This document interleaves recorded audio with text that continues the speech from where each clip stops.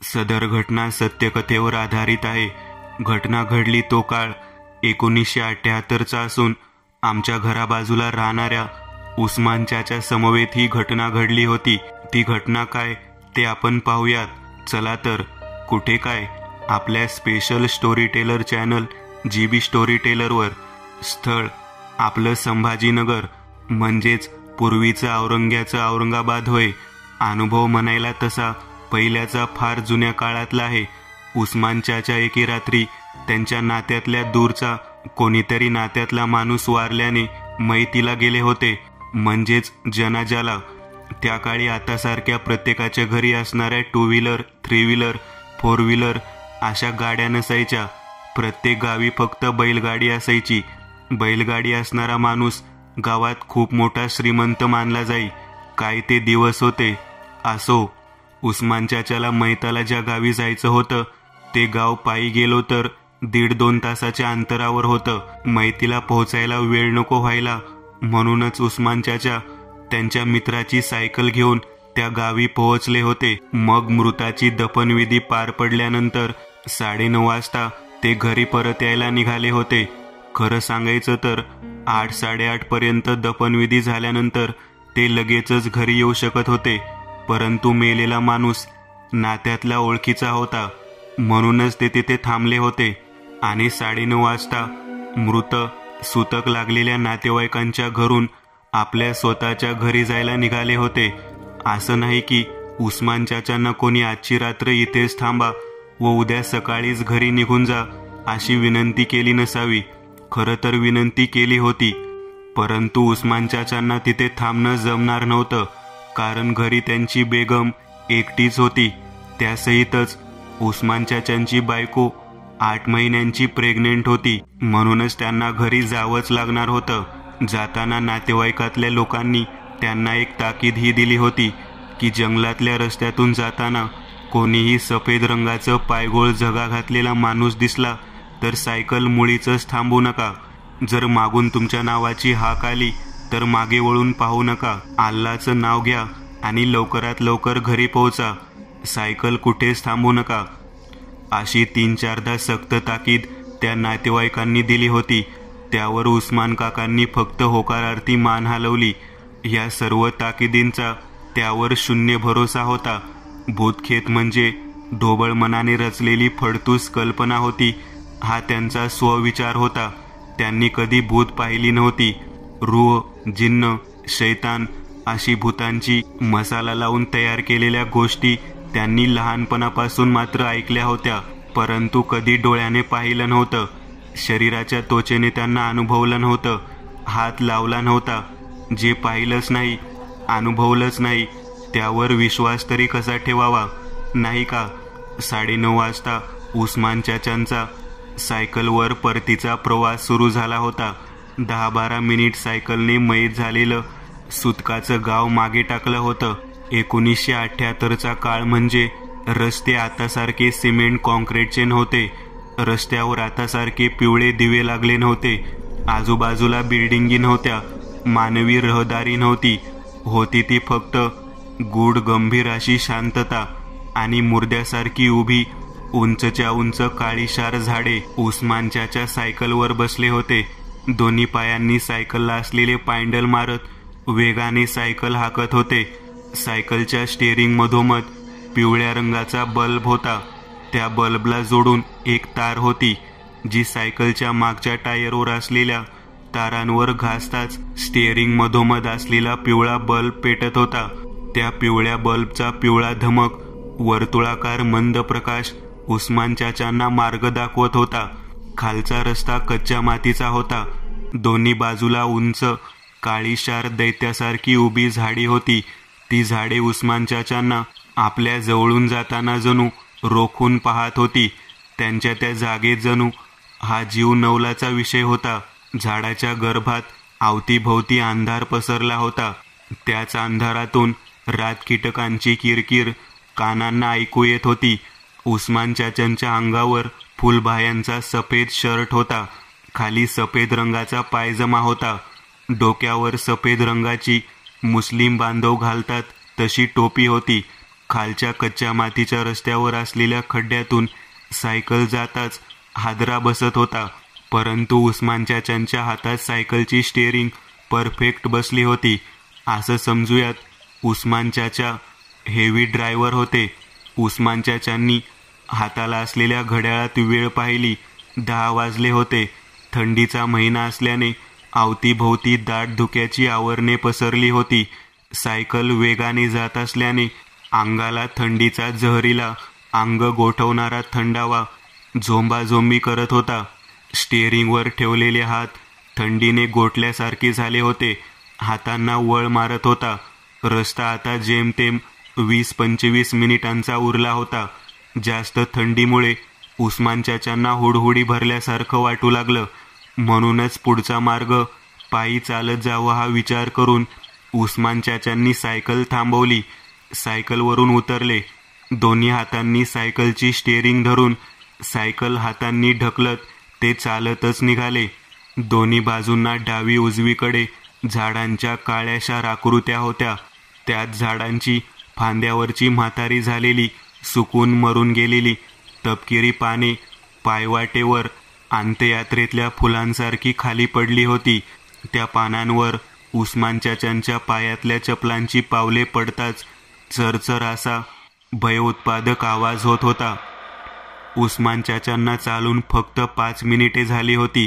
तोच त्यांना असं जाणवू लागलं, आपल्या मागून 10 पावलं दूर कोणीतरी पाठलाग केल्यासारखा पिच्छा करत मागावर चालत येत आहे. उस्मान चाचा सावध झाले. जागेवर थांबले. त्यांनी गरकन वळून मागे पाहिलं. मागे कोणीही नव्हतं. होती ती फक्त रिकामी पाऊलवाट आणि झाडाच्या पानांनी झाकून टाकलेली जमीन. दूर दूरपर्यंत मानवी अंशाची चाहूल दिसत नव्हती. मग भास झाला असावा असा विचार करून उस्मान चाचा पुन्हा चालू लागले. परंतु मनाला पुन्हा तीच जाणीव होऊ लागली, कोणीतरी मागूनच चालत येत आहे. उस्मान चाचांनी पुन्हा थांबून गरकन मागे वळून पाहिलं. मागे कोणीही नव्हतं. नक्की खरंच नव्हतं ना? ह्या वेळेस उस्मान चाचांनी हाकही दिली, कोण है, कोण है, समोर ये. थंड वातावरणात उस्मान चाचांचा आवाज दूर दूर जात गुंजला. परंतु प्रत्युत्तर आलं नाही. उस्मान चाचा आता सावध होऊन चालू लागले. त्यांनी मनात एक शक्कल लढवली, आपण 3 पावलं चालून मध्येच थांबायचं, म्हणजे जो कोणी मागून येत आहे त्याच्या पावलांचं 4थं पाऊल पानावर पडल्याचा चरचर आवाज येईल. उस्मान चाचांनी तसंच करायचं ठरवलं. प्रथम पहिलं पाऊल टाकलं, मग दुसरं, मग तिसरं आणि 4थं पाऊल टाकणार तोच ते मध्येच थांबले आणि मागून जमिनीवर पडलेल्या पालापाचोळा चिरडल्याचा चर असा आवाज कानांना ऐकू आला. त्या आवाजाने उस्मान चाचांची 100% खात्री पटली. मागे कोणीतरी नक्कीच आहे. उस्मान चाचांनी पुन्हा मागे वळून पाहिलं, परंतु मागे कोणीही नव्हतं. यावेळेस उस्मान चाचांच्या चेहऱ्यावर जराशी भीती पसरली होती. आवाज तर आला होता, कानांनी ऐकला होता, मग मागे कोणीच कसं नव्हतं? कोणी चोर लुटारू तर नसेल? उस्मान चाचांच्या मनात प्रश्न आला. मग आता तुम्ही म्हणाल ते तर मैतीवरून आले होते, त्यांच्याकडे लुटण्यासारखं काय असेल? तर ती होती सायकल. हो, उस्मान चाचांना तेच वाटलं. कोणीतरी सायकल चोरी करायच्या उद्देशाने आपला पाठलाग करत आहे. तसंही त्यावेळेस सायकलही सोन्यापेक्षा कमी नव्हती. सायकल म्हणजे जाम हौसेची गोष्ट. ज्याच्याकडे सायकल तो श्रीमंत माणूस समजला जाई. उस्मान चाचांना आता भीती वाटू लागली. या अशा आडवळणी इलाक्यात ते एकटेच होते. सोबतीला कोणी ओळखीचा माणूसही नव्हता. पहिल्याचे चोर म्हणजे खविसासारखे माजलेले, काळे कुट्ट, आडदांड देहयष्टीचे, माते फिरू असायचे. त्यांच्यासोबत नेहमीच कुऱ्हाड असायची. जास्तीत जास्त करून ते माणसांना मारूनच टाकत असत. म्हणून त्या काळी लोकांच्या मनात चोरांविषयी जाम भीती असायची. चोर दिसला रे दिसला की माणसांची फाटून हातात यायची. बरं, आता पुढे पाहूयात. उस्मान चाचा सायकलवर बसले. आता पायी चालून जमणार नाही असं त्यांनी विचार केला. मागे कोणी चोर असेल तर, म्हणूनच सायकल पळवत इथून फटाफट घरी पोहोचूयात. उस्मान चाचा सायकलवर बसले. पायांनी सायकलचे पायंडल मारत सायकल हाकू लागले. गरागरा चक्रीसारखं पायंडल फिरू लागला. रबराचे टायर मातीच्या रस्त्यावरून उस्मान चाचा जीव घेऊन पळू लागले. त्यातच उस्मान चाचांच्या कानांवर मागून धावत्या पावलांचा आवाज पडू लागला. धपधप, चरचर असा तो आवाज भयंकर होता. जणू काही राक्षस दैत्य मागून धावत येत आहे, आपला पिच्छा करत आहे. पानांचा तो चरचर आवाज आता कानांना अगदी वेगाने ऐकू येऊ लागला. जणू मागे जे काही होतं चोर, हा उस्मान चाचांचा भ्रम होता की मागे चोर आहे. ते जे काही होतं उस्मान चाचांपासून फक्त 2 पावलं मागे राहून सायकलच्या पाठोपाठ वेगाने धावत दौडत होतं. कानांवर गुरगुरल्याचा आवाज पडत होता. ती गुरगुर माणसाची खासच वाटत नव्हती. माणूस काय गुरगुरतो इतक्या मोठ्याने? कसं शक्य आहे हे? मागून येणारी गुरगुर हिंस्र श्वापदी होती. त्यात भयंकर लालसा भूक भरलेली जाणवत होती. उस्मान चाचांचा जीव कंठात आला होता. पाय पायंडलवर वेगाने गरागरा चक्रीसारखे गोल गोल भिंगत होते. गरगर आवाज होत होता. कान नाकपुड्यांमध्ये थंड हवेचे बाष्पमय वाफ घुसत होते. थंड हवेने अंगावरच्या कातडीला प्रेतासारखी रचना द्यायला सुरुवात केली होती. म्हणजेच त्वचा अगदी थंडगार, वळ मारेल अशी थंड झाली होती. भीतीने उस्मान चाचांना उभ्या थंडीत घाम फुटला होता. घामाने पाठ, शर्ट, खालची पॅन्ट सगळंच ओलचिंब झालं होतं. जास्त भीती वाटली असती तर उस्मान चाचा पेंटमध्ये मुतले असते. श्वास धनुष्यातून निघणाऱ्या बाणाप्रमाणे वेगाने आत बाहेर होत होते. छातीचा भाता बेडकाच्या पोटासारखा फुगत होता. तेच श्वास नाकातून वेगाने बाहेर पडत होते. उस्मान काकांनी शरीरात होत्या नाही तेवढ्या पूर्ण ताकदीने पायंडल मारायला सुरुवात केली. मागून येणारा आवाज आता बंद झाला होता. परंतु हे काय? असं का वाटत होतं की जणू मागच्या सीटवर कोणीतरी बसलं आहे. कारण सायकलवर आता वजन जाणवू लागलं. होय, उस्मान चाचा अगदी जीवाच्या आकांताने पायंडल मारत सायकल हाकत होते. परंतु सायकलचा वेग आता पहिल्यासारखा जलद नसून कमी झाला होता. मागच्या सीटवर कोणीतरी बसलं आहे ही तीव्र स्वरातली जाणीव मनाला जाणवत होती. कसल्या तरी अनाहूत संकटाची चाहूल लावून जात होती. त्यासहितच बर्फासारखा थंड श्वास मागच्या शर्टावर आदळताना जाणवत होता. जणू मागे जे बसलं होतं त्याचेच ते थंडगार श्वास असावे. परंतु उस्मान चाचांच्या मनात एक प्रश्न असा आला की मागे जर कोणी सीटवर बसलंच आहे तर मग चालू सायकलला एक हादरा तर बसायला हवा होता ना.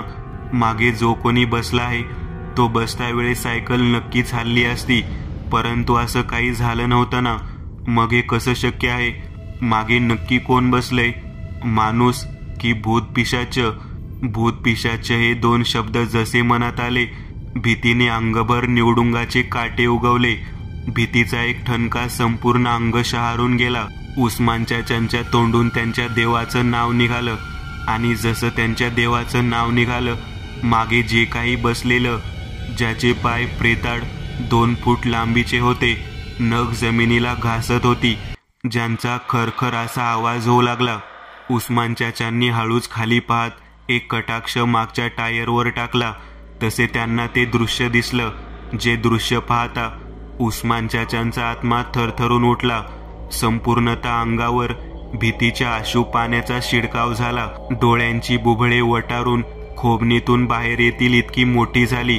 मागे कोणीतरी बसलं होतं, खास ज्याच्या अंगात एक पायगोळ सफेद रंगाचा झगा होता आणि त्या झग्याच्या खालून त्याचे ते पांढरे फट राखाडीने माखलेले सफेद प्रेताड 2 फुटी पाय बाहेर आले होते. ज्या पायांची नखं खुरासारखी लांब होती ती नख जमिनीला स्पर्शत होती आणि त्यांचा त्या स्मशान शांततेत हृदयात धडकी भरविणारा खरखर असा आवाज होत होता.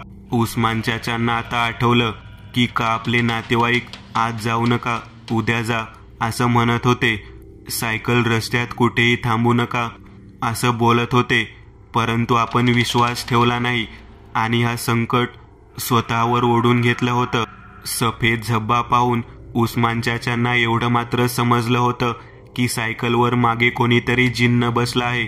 त्याच्या फेऱ्यात आपण अडकलो आहोत आणि जर आता आपण मागे वळून पाहिलं तर ते आपल्याला मारून टाकील. भाई साहब, कहा जाना है आपको? उस्मान चाचा स्वरात भीती न दाखवता आवाजात धीर ठेवत म्हटले. तोच मागून तो भसाडा खर्जातला आवाज आला, कब्रिस्तान जाना है, छोड़ दोगे? तो आवाज ऐकून उस्मान चाचांना आता खरंच पटून आलं की मागे कोणीतरी वाईट जिन्न बसला आहे. आपल्याला मारायचा त्याचा उद्देश आहे. जी भाई साहब, अभी कब्रिस्तान से ही आए हैं, जनाजा उठवा के ही आए हैं, अभी घर जाना है, बहुत देर हो चुकी है भाई साहब. उस्मान चाचा औंढा गिळत म्हटले. त्यासहितच सायकलचे पॅन्डल वेगाने मारणंही सुरू होतं आणि मागून तो नखांचा खरखर असा आवाज स्पष्ट कानांना ऐकू येत होता. नहीं, मुझे छोड़ना होगा तुम्हें. मागून आवाज आला. आवाजात हुकूम होता, आदेश होता. पण उस्मान चाचांना माहिती होतं, जर का सायकल थांबली तर हा जिन्न आपल्याला मारणार म्हणजे मारणार. म्हणूनच त्यांनी एक शक्कल लढवली. ठीक है भाई साहब, मैं आपको कब्रिस्तान छोड़ देता हूँ. यहाँ से 5 मिनट पे कब्रिस्तान है, वहाँ मैं सायकल रोकता हूँ. ठीक है. मागून फक्त इतकाच आवाज आला. उस्मान चाचांना रस्ता पूर्ण परिचित, ओळखीचा होता. त्यांना ठाऊक होतं 5 मिनिटात गावची वेस सुरू होईल आणि एकदा वेस सुरू झाली की हे जिन्न गावात येऊ शकणार नाही. शेवटी पाहता पाहता 5 मिनिटे संपायला यायला लागली आणि 50 मीटर अंतरावर उस्मान चाचाला आपलं गाव दिसलं. पहिल्यांदाच गावाला पाहून उस्मान चाचांना इतका आनंद झाला होता की तो मी ते शब्दात सांगू शकत नाही. ये कहाँ लाए हो, कहाँ लाए हो, रुको. त्या जिन्नला जणू कळून चुकलं की समोर कब्रिस्तान नाही तर गावाची वेस आहे आणि गावात तो प्रवेश करू शकणार नव्हता, कारण वेस ओलांडताच मशीद होती. उस्मान चाचा गप्प बसले होते आणि पाहता पाहता मागून तो जिन्न उस्मान चाचांना धमक्या देऊ लागला. ए रुक जा, वरना तेरा खून पी जाऊंगा, रुक हरामजादे. मागून भयंकर क्रोधीन स्वरातला आवाजात हुकमा ऐकू येत होत्या, ज्या ऐकून उस्मान चाचांच्या काळजाचा भीतीने पाणी पाणी होत होतं. तोच उस्मान चाचांनी सायकलवर गावची वेस ओलांडली. तेवढ्यात मागून एक ॲटम बॉम्ब फुटल्यासारखा धाड असा आवाज आणि हिरवट फेसाळत्या ठिणग्यांचा प्रकाश उस्मान चाचांना आपल्या पुढ्यात उजळलेला दिसला होता आणि सायकलवरचा मागचा भार आता निघून गेला होता.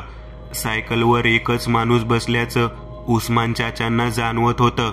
जरा दूर जाऊन उस्मान चाचांनी सायकल थांबवली व फुललेल्या श्वासांसहित कपाळावरून घामाच्या वाहणाऱ्या द्रवबिंदूसहित वटारलेल्या डोळ्यांनी मागे पाहिलं. तसे त्यांना दिसलं, गावच्या वेशीबाहेर एक 6 फूट उंचीचा आकराळ विकराळ आकार उभा आहे. अंगात एक सफेद रंगाचा फुलबायांचा पायगोळ जब्बा होता. त्या जिन्नने आपल्या लेझरसारख्या चकाकत्या धगधगत्या लालसम डोळ्यांनी उस्मान चाचांना पाहिलं व पाठमोरा चालत पुढच्या दिशेने चालत जाऊ लागला व एक आवाजही आला होता, आज बच गया. थोडक्यात का असेना, पण उस्मान चाचा त्या जिन्नच्या फेऱ्यातून बचावले होते. नाहीतर जर त्यांनी त्या जिन्नला त्याच्या हव्या त्या ठिकाणी नेलं असतं तर नक्कीच आज ते ह्या जगात नसते व आपण सर्वांना हा सत्य अनुभव ऐकायला मिळाला नसता. दुसरा अनुभव बदला. खूप सुंदर गाव होतं ते, ज्याचे नाव बीरनगर होते. इथे सगळे खूप आनंदाने राहत होते. गावात सर्व काही ठीक चालले होते आणि त्याच दरम्यान अमेरिकेतून एक कुटुंब त्यांच्या वडिलोपार्जित घरात राहायला आले होते. सर्वजण येताच गावकऱ्यांमध्ये आनंदाची लाट पसरली, कारण हे कुटुंब दुसरे तिसरे कोणी नसून त्याच गावात राहणाऱ्या एका वृद्ध जमीनदाराचे होते आणि गावकरी त्यांना खूप मानायचे. सर्व काही ठीक चालले होते, पण अचानक एके दिवशी या कुटुंबातील मुलाची तब्येत अचानक बिघडू लागते. हवामानात बदल झाला असावा असे सर्वांनाच वाटते, पण हळूहळू त्या मुलाचा चेहरा निळा होऊ लागला. कुटुंबियांनी घाईघाईने डॉक्टरांना बोलावले. डॉक्टरांना काही समजू शकले नाही. तेव्हा त्यांनी बाळाच्या आजाराचे निदान व्हावे म्हणून त्यांना जवळच्या रुग्णालयात आरोग्य तपासणीसाठी बोलावले. कुटुंबियांनी डॉक्टरांच्या सल्ल्यानुसार रुग्णालयात जाणे आवश्यक मानले. सर्व चाचण्या करूनही काही साध्य झाले नाही. संपूर्ण कुटुंब गावात पोहोचताच गावातील काही ज्येष्ठांनी मुलाची अवस्था पाहून ओढ्याकडे जाण्यास सांगितले. आजही खेड्यापाड्यात जुन्या चालीरीतीनुसार भूतविद्या उपचाराची प्रथा सुरू आहे. कुटुंबातील सर्व सदस्यांनी मुलासाठी ओढ्यावरच्या बाबाकडे जाण्याचे मान्य केले. गावाजवळच्या टेकडीवर एक बाबा राहत होता, जो कृष्णविद्येतही निष्णात होता. मुलं कुटुंबासह आश्रमाच्या पायऱ्यांवर पोहोचताच ओझा जोरजोरात ओरडू लागला, तुम्ही का आलात? इतक्या वर्षांनी तुमचा सूड शमला नाही. हे सर्व ऐकून मुलाचे आईवडील आणि गावकरी घाबरले. आतापर्यंत काहीही सांगितले नसतानाही बाबांना इतका राग का येतोय ते समजत नव्हते. पण बाबा काळ्या जादूमध्ये तरबेज होते. यामुळे त्याला आध्यात्मिक शक्ती कशी ओळखायची हे माहीत होते. सर्वांनी आश्रमात प्रवेश केला, पण बाबांनी फक्त मुलाला जवळ यायला सांगितले. मुलाची अवस्था फारच वाईट होती. त्याचे डोळे लाल होते, त्याचे शरीर निळे दिसत होते आणि त्याच्या शरीराचे तापमान सामान्य तापापेक्षा खूप जास्त होते. बाबा विभूतीला उचलून मुलाच्या तोंडावर फेकले. तसे ते मूल जमिनीवर आडवे झाले आणि कोणाला काही न समजावून हातपाय जोमाने हलवू लागले. बाबांच्या सामर्थ्याने असा काही चमत्कार घडला की ते मूल स्वतःच जमिनीवर पडून असे कृत्य करू लागले. तेवढ्यात ते मूल अंगठ्यावर उभं राहिलं आणि अतिशय उग्र स्त्रीच्या आवाजात ओझाला त्याच्या जुन्या नावाने हाक मारली, प्रेमनाथ, मी तुझा नाश करीन. मुलाचा असा आवाज ऐकून त्याचे आईवडील घाबरले. या अवस्थेत हे का होत आहे हे त्याला समजू शकले नाही. त्यानंतर भूतबाबाने मंत्र म्हणत मुलाला ताब्यात घेतले. सर्व गावकरी भूत उतरवणाऱ्या बाबाला विचारू लागले, बाबा हे सर्व काय आहे? हे मूल असं का करते? तेव्हा भूतबाबाने सांगितलं की लहान मुलाच्या आत एक डायन आली होती, जिला 70 वर्षापूर्वी चोरीच्या आरोपाखाली जिवंत जाळण्यात आले होते. तिला अशी शिक्षा देणारा व्यक्ती दुसरा कोणी नसून या मुलाचा आजोबा होता आणि तिला गरोदर असताना जिवंत जाळल्याचा बदला घेण्यासाठी ही डायन आली आहे आणि तिच्या पोटात वाढणारे निष्पाप मुलंही दगावले. म्हणूनच तिला त्या वंश मुलालाही वेदनादायक मृत्यू द्यायचा आहे, जेणेकरून तिचा बदला पूर्ण व्हावा. ही संपूर्ण कहाणी समजल्यानंतर त्याच्या कुटुंबियांनी भूतबाबासमोर कैफियत मांडली आणि आपल्या मुलाच्या जीवाची भीक मागू लागली. मग त्या भूत उतरवणाऱ्या बाबाने आपल्या पराकोटीच्या तपस्वी शक्तीने आणि मंत्र उच्चाराच्या जोरावर त्या निरागस बालकाच्या शरीरात घुसलेल्या डायनला हाकलवून लावले आणि काही क्षणातच ते मूल पूर्वपदावर येऊ लागले. प्रत्येकाला वाटले की सर्व काही कायमचे निश्चित झाले आहे, परंतु ही फक्त एक सुरुवात होती. तिसरा अनुभव, खजाना. खूप सुंदर गाव होतं ते. त्या गावात एक आजी राहायची, ज्यांचे वय अंदाजे 90 वर्ष होते. गावातील सर्व मुलं रोज त्या आजीकडून कथा ऐकण्याचा हट्ट करत असत आणि ती सगळ्या मुलांना एकत्र बसवून वेगवेगळ्या प्रकारच्या गोष्टी सांगायची. एकदा एक मुलगा आजीकडे हट्ट करू लागला की आजच्या काळातील भयानक चेटकिनीच्या गोष्टी ऐकायच्या आहेत, पण आजीला त्या मुलांना भूताची गोष्ट सांगायची नव्हती. मुलांच्या मनात भीती भरू शकते असे त्यांना वाटे, पण सगळी मुलं आजीला हट्ट करू लागतात. मग आजी गोष्ट सांगू लागते. एका जंगलात एक टेकडी होती. तिथे एक भयानक डायन राहायची. त्या टेकडीवर एक छोटेसे अवशेष होते. त्या अवशेषांमध्ये चेटकिनीचा खजिना दडलेला होता, ज्यामध्ये अनेक रत्ने, हिरे, मोती आणि अनेक स्त्रियांचे दागिने होते. ती चेटकीन त्या खजिन्याच्या रक्षणासाठी त्या जंगलात भीतीचे वातावरण ठेवत असे, जेणेकरून त्या अवशेषांच्या जवळ कोणीही येऊ शकणार नाही. पण एके दिवशी एक लाकूड तोड करणारा लाकूड तोडण्यासाठी त्या जंगलात शिरला आणि सरपंच शोधत जंगलाच्या मध्यभागी पोहोचला, जिथे त्या डायनचे अवशेष बांधले होते. अवशेषांच्या आजूबाजूला बरीच कोरडी लाकडे पडलेली होती. त्याला वाटले की यापेक्षा चांगले सरपण असूच शकत नाही, जे पूर्णपणे कोरडे होते. लाकूड तोड करणारा भग्नावशेषाच्या पायऱ्यावरून लाकडे गोळा करत पुढे जात राहिला. दारापाशी पोहोचताच खूप मोठा दरवाजा होता, जो पूर्णपणे लाकडापासून बनलेला होता. लाकूड तोड्याने इतकी सुंदर कारागिरी यापूर्वी कधीच पाहिली नव्हती. त्या दरवाजाला हात लावताच कोणीतरी त्याला आत बोलावत असल्याचा विचित्र भास त्याला झाला. लाकूड तोड्याने नशेच्या अवस्थेत आत प्रवेश केला. अवशेषात प्रवेश करताच त्याचे डोळे विस्फारले. मोठ्या मातीच्या भांड्यामध्ये सोन्याची नाणी आणि हिरे रत्ने यांचे भांडार होते. लाकूड तोड्याने इतकी संपत्ती यापूर्वी कधीच पाहिली नव्हती. एवढा मोठा खजिना पाहून कोणीही चक्रावून जाणे स्वाभाविक आहे. लाकूड तोड्या आत शिरताच खजिना असलेल्या गुहेच्या अवशेषाचा दरवाजा जोराने बंद होतो आणि जोरदार वारे वाहू लागतात. भयानक डायन तिचे भयानक रूप उघड करते. हे पाहून लाकूड तोड करणारा बेशुद्ध होतो आणि या अवस्थेत एक रात्र घालवतो. आणि जेव्हा लाकूड तोड करणाऱ्याला शुद्धी येते तेव्हा त्याला आजूबाजूला फक्त झाडे दिसतात. तो इथपर्यंत कसा पोहोचला हे लाकूड तोड्याला समजत नाही. लाकूड तोड्याने कुर्त्याच्या खिशात हात घातला तेव्हा त्याला सोन्याचे नाणे सापडले. हे पाहून त्याला खूप आनंद होतो. त्याला वाटतं त्याचा जीव वाचला आणि त्याला एवढं मोठं नाणंही मिळालं. त्यातून त्याचा खर्च भागवला जाईल आणि तो उत्तेजित होतो आणि लाकूड तोड न करता आपल्या गावी परततो. घरी येऊन सगळ्यांना सांगतो, मात्र त्याच्या कुटुंबियांनी प्रतिसाद दिला नाही. त्याला असे वाटते की मी माझे विचार सगळ्यांना इतक्या मोठ्या आवाजात सांगतोय, पण मला कोणी का ऐकू येत नाही. मग तो तोंड धुण्यासाठी जवळच असलेल्या पाण्याच्या भांड्यात हात घालतो, पण तो पाण्याच्या एका थेंबालाही स्पर्श करू शकत नाही. तो अदृश्य झाला आहे की मेला आहे हे त्याला समजत नाही. आणि मग आजी सर्व मुलांना झोपेतून उठवते. खरं तर गोष्ट ऐकताना सगळी मुलं झोपी गेली होती आणि सर्व मुलांचे डोळे उघडताच सर्व मुलांच्या हातात एक सोन्याचे नाणे होते. आणि आजीकडून कथा ऐकून घेण्याचा हट्ट करणाऱ्या मुलाने तो गायब झाला होता. आजी त्याला सर्वत्र शोध घेत होती, पण तो कुठेच दिसत नव्हता. सर्व मुलांना आश्चर्य वाटते की तो कुठे गेला आणि ते मूल एक गूढ मुलगा म्हणून राहते. मित्रांनो, आज पुरतं एवढंच. तुम्हाला जर काही गोष्ट आवडली असेल तर नक्की लाईक करा.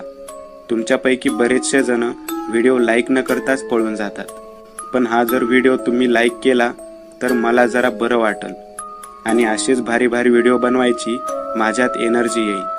त्यामुळे नक्की लाईक करा.